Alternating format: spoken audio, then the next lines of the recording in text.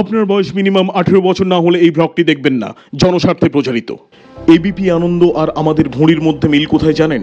দুজনেই এগিয়ে থাকে এবং এগিয়ে রাখে। কারো কারো তো আবার এতটাই এগিয়ে থাকে যে গাড়িতে ঢোকার সময় ভুঁড়িটা আগে ঢোকে, তার 10 সেকেন্ড পরে নিচে ঢোকার সুযোগ পায়। গরিব প্রান্তিক মানুষদের কাছে বিএমডব্লিউ মানে হলো স্বপ্নের মতো একটা এক্সোটিক কার, আর আমার কাছে বিএমডব্লিউ এর অর্থ হলো বিরিয়ানি, মাটন আর হুইস্কি। সেই কারণে আমার ভাগ্যেও সেই সব গাড়ি জোটে যেগুলো চলার সময় তার দরজাগুলো হাতে ধরে বসতে হয়, না হলে রাস্তার ঝাঁকুনিতে দরজা খুলে যায়।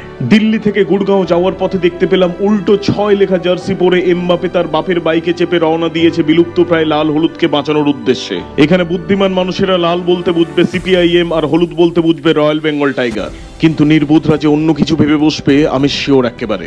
গুড়গাঁও ঢোকার মুখে এই সাইনবোর্ডটা দেখে ভালো লাগলো যে এরা অবাঙালি হয়েও আর 5 জনের মতো আর এর জায়গায় ডি এর ইউজ করেনি। ভাগ্যিস করেনি, না হলে ফুটেজটা ইউজ করতে লজ্জা লাগতো। গুড়গাঁওতে আমাদের নামিয়ে দিয়ে ড্রাইভার পালাচ্ছিল। আমি গাড়ি থামাতে বললাম আরে পয়সাটা তো নিয়ে যাও। ড্রাইভার বলল যে সে নাকি দরিদ্র ভিক্ষাজীবীদের কাছ থেকে পয়সা নেয় না। আমি তো সত্যি অবাক, মালটা আমায় চিনল কিভাবে। গুড়গাঁওতে পা রেখে প্রথমেই দেখতে পেলাম ভিএলসি মিডিয়া প্লেয়ারের হেডকোয়ার্টার পথে এসে বসেছে। রাত বাড়লেই কিছু মানুষজন মেয়েদের ইনবক্সে গিয়ে যেমন জ্বালাতন শুরু করে, ওই ব্যাপারটা একদম লাইভ দেখতে পেলাম ওখানে। একটা ষাঁড় একটা গরুকে দেখে বলল হাই গাই কামান আসো। গরুটা সিন করেও রিপ্লাই দিল না দেখে ষাঁড়টা বলল ওকে বাই, তুমি ভালো থাকা। এই ছেলেটিকে দেখুন, এর নাম হলো সৌম্য ডিপ, সারনেম হলো জলের মাছ। পুরোটা একসাথে বললে দাঁড়ায় সৌম্য ডিপ জলের মাছ। ও আমার কাছে একটা সময় পোর্ট্রেট পেন্টিং শিখতো ইলেকট্রিক্যাল ইঞ্জিনিয়ারিং পড়বে বলে, ঠিক আমি যেমন একটা সময় ইলেকট্রিক্যাল ইঞ্জিনিয়ারিং পড়েছিলাম মানুষকে পোর্ট্রেট পেন্টিং শেখাবো বলে। সৌম্য ডিপ আমাকে বহুদিন ধরেই গুড়গাঁওতে ডাকছিল জাস্ট সম্মানার্থে। ও কোশমিন কালেও ভাবতে পারেনি যে আমি সত্যি সত্যি চলে আসবো ওখানে। আমি আসছি শুনে ও নিজের ঘরে তালা দিয়ে চম্পট দেয় সকাল সকাল। আমি আবার হরিয়ানা পুলিশকে দিয়ে ওকে পাকড়াও করে নিয়ে আসি ওর বাড়ির সামনে। একটা মারাত্মক অকওয়ার্ড সিচুয়েশনে পড়ে লজ্জা পেয়ে ও বলে যে তুমি সত্যি সত্যি চলে আসবে, এটা আমি কখনোই ভাবতে পারিনি। জাস্ট একবারই তো বলেছিলাম তোমায় সম্মানের খাতিরে, একবার ডাকতেই কেউ চলে আসে এরকম হ্যাংলার মতো। আমি তখন ওকে বললাম তাহলে আর ডাকবি আমাকে?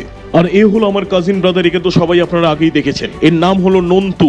স্পেলিংটা স্ক্রিনে লিখে দিলাম কারণ মিসপ্রোনাউন্সিয়েশন হয়ে গেলে শুনতে খুব বাজে লাগবে। ও বহুদিন ধরেই জাপানিজ ল্যাঙ্গুয়েজ নিয়ে পড়াশোনা করছে, তাই ওর পছন্দের বই হলো কুনাল বাসুর লেখা দ্য জাপানিজ ওয়াইফ, পছন্দের খাবার হলো সুশি এবং পছন্দের তেল হলো। যাই হোক, শেষমেশ সৌম্য ডিপ তার ঘরের দরজা আমার জন্য খুলে দিতে বাধ্য হয় যখন দেখলো আর কিছুই করার নেই। ওর ফ্ল্যাটটা 4 তলায় শুনে আমি জিজ্ঞেস করলাম লিফট নেই এখানে? ও বলল গুড়গাঁওতে সিস্টেমটা একটু আলাদা, হয় তোমাকে সেলফ লিফটিং করে নিজেকে ওপরে তুলতে হবে, আদারওয়াইজ তুমি নিচে দাঁড়াও, আমি ওপর থেকে একটা দড়ি ফেলবো, ওটা গলায় বেঁধে নেবে, কপি কল আছে, আমি টেনে তুলে নেব। গোটা গুড়গাঁওতেই নাকি এই সিস্টেমটা খুব ফেমাস। এটা শুনে আমি বললাম থাক, সেলফ লিফটিংটাই ঠিক আছে আমার জন্য। ফ্ল্যাটের দরজার সামনে দাঁড়িয়ে আবার সেই সেম নাটক, বলছি চাবি খুঁজে পাচ্ছি না, তুমি একটা হোটেল দেখে নাও আশেপাশে। তারপর আবার চাবি পেয়ে দরজা খোলার পরেও দীর্ঘ সময় ধরে চললো জুতো খোলার নাটক, বলছে একটু ওয়েট করো, জুতো নাকি তার পা থেকে বেরোচ্ছে না। ও ভাবছিল আমাকে এরকম ভাবে ট্রিট করলে বোধহয় আমি পালাবো। যাই হোক, তারপর জুতো টুতো খুলে আমাকে প্রণাম করতে যাচ্ছিল। আমি বললাম থাক থাক, প্রণাম করতে হবে না। ও বললো আরে সরো, জুতোটা রাখবো, প্রণাম কেন করতে যাবো, কি অদ্ভুত। ঢুকেই ওর বেডের ওপর একটা দৈত্যকায় পনিরের সসেজ দেখে বুঝলাম মালটা এখনো সিঙ্গেলই আছে। সবচেয়ে মারাত্মক ব্যাপার হলো ওর বাড়ি না গেলে আমি জানতেই পারতাম না যে ওই বাড়িটার ল্যান্ডলেডি হলেন শার্লক হোমসের ইন্ডিয়ান ওয়াইফ কৃষ্ণা হোমস। তার থেকে অদ্ভুত ব্যাপার হলো শালা যেখানেই যাই না কেন এই দুটো নাম্বার কিছুতেই আমার পিছু ছাড়ে না। কোন দিন বিরক্ত হয়ে করেই ফেলবো এবার। অবশেষে আমি বেরিয়ে পড়লাম আমার প্রথম দিনের অ্যাডভেঞ্চারে, আর বাকি দুজন বেরিয়ে পড়লো বামন হয়ে চাঁদ ধরতে।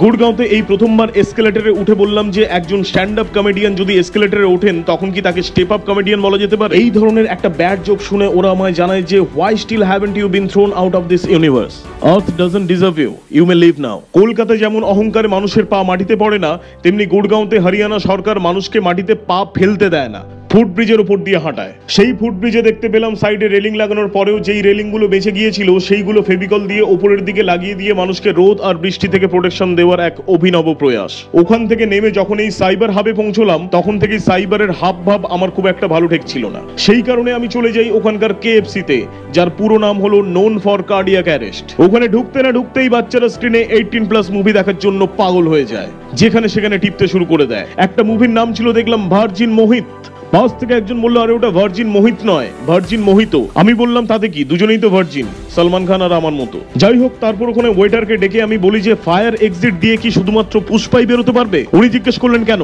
আমি বললাম কারণ পুষ্পা তো ফ্লাওয়ার নয়, ফায়ার। তখনই আমার গল ব্লাডারে লাথি মেরে বার করে দেওয়া হয় কেএফসি থেকে, যার আরেক নাম হলো kingdom of fat and cholesterol.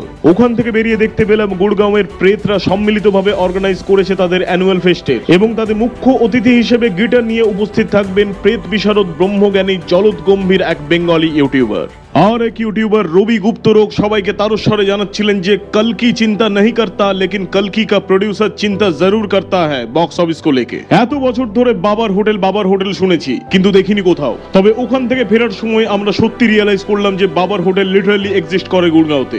সারাদিন ঘুরে ঘুরে যখন ক্লান্ত লাগছিল, তখন ওখানে দাঁড়িয়ে থাকা মন্টু পাইলট আমায় জিজ্ঞেস করলো, দাদা খেলবেন নাকি? মাত্র 300 টাকায় 10 রাউন্ড। আমি বললাম বাপরে এত সস্তা, তাহলে চলো খেলা যাক। রাতের অন্ধকারে আমাদের সন্তর্পণে নিয়ে যাওয়া হলো গুড়গাঁওয়ের এক গোপন আস্তানায়। ওখানে ঢুকতেই প্রথমেই আমায় বলা হলো যে প্যাড পরে নিন। আমি অপোজ করে বললাম আমি তো ছেলে, আমি কেন প্যাড পরতে যাব? ওরা জানে যে এই প্যাড সেই প্যাড নয় রে হতভাগা। তখন বললাম ও বুঝেছি, আমি তো অন্য কিছু ভেবেছিলাম। আমি আমার ব্যাটটাকে একটা মারাত্মক রিস্কি পজিশনে রেখে ওদের জিজ্ঞেস করলাম এই গরমকালে গ্লাভসের সাথে একটা মাংকি ক্যাপও দিয়ে দাও তাহলে, একদম 16 কলা পূর্ণ হয়ে যাক। আমার বাকি 2 সাগরেদকে বাইরে দাঁড় করিয়ে রেখে বললাম দাঁড়া, আগে আমি খেলে আসি। খেলতে নেমে প্রথম বলটা দেখতেই পাইনি, বিশ্বাস করুন, কারণ বহুদিন হয়ে গেছে অন্য বল নিয়ে খেলতে খেলতে এই বল নিয়ে খেলার অভ্যেসটাই হারিয়ে গেছে। অন্য বল বলতে আমি অ্যাকুপ্রেশার বলের কথা বললাম। আপনাদের একটা কথা বলে রাখি যে প্রথমে খেলতে নেমে ওয়ার্ম আপটা খুব জরুরি। গরিবদের ভাষায় যাকে বলে 4 খেলা, এটা ইংরেজিতে ট্রান্সলেট করে নেবেন। তারপর শুরু করুন তাণ্ডব, যত ইচ্ছে মারুন, যেমন ইচ্ছে মারুন। ভুলে যান আপনি কে, ভুলে যান আপনার অস্তিত্ব, জীবনের সমস্ত ফ্রাস্ট্রেশন, ডিপ্রেশন, সেপারেশন, নোটিফিকেশন ভুলে যান এক একটা শটে।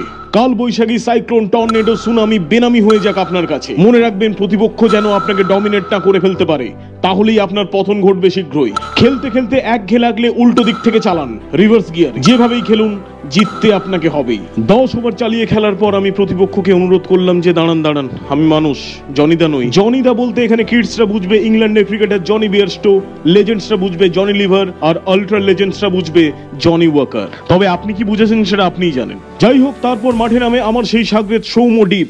ও একদম ডিপে গিয়ে সমস্ত শট দিচ্ছিল, যেমন deep square leg piece, deep cover, deep point, deep fine leg piece, এইসব। তারপর আমি নন্দুকে বললাম যে তুই একটা প্যাড পায়ে পর আর একটা হাতে পর, তাহলে হাত পা দুটো দিয়েই খেলতে পারবি, আলাদাই মজা হবে। ও বললো এরকমও হয় নাকি? আমি বললাম তুই তো দেখছি একদম সাক্ষাৎ ভার্জিন মোহিত রে। ও খেলতে আরম্ভ করার পর ওর স্টান্স দেখে আমি খুবই উদ্বিগ্ন হয়ে পড়েছিলাম। শুধু পা দুটোকে এক জায়গায় জড়ো করে রাখে, কিছুতেই স্প্রেড করে না। আরে স্প্রেড না করলে ভালো করে খেলা যায় না, এটা খেলার একদম বেসিক রুল। ছোটবেলায় ওর কোচই ওকে বলেছিলেন এই কথাটা। আপনারাই দেখুন, দুটোকে স্প্রেড করবে, যদি বাই চান্স হাত ছোট করো হ্যান্ডেল বিচি পাঠিয়ে দেবে।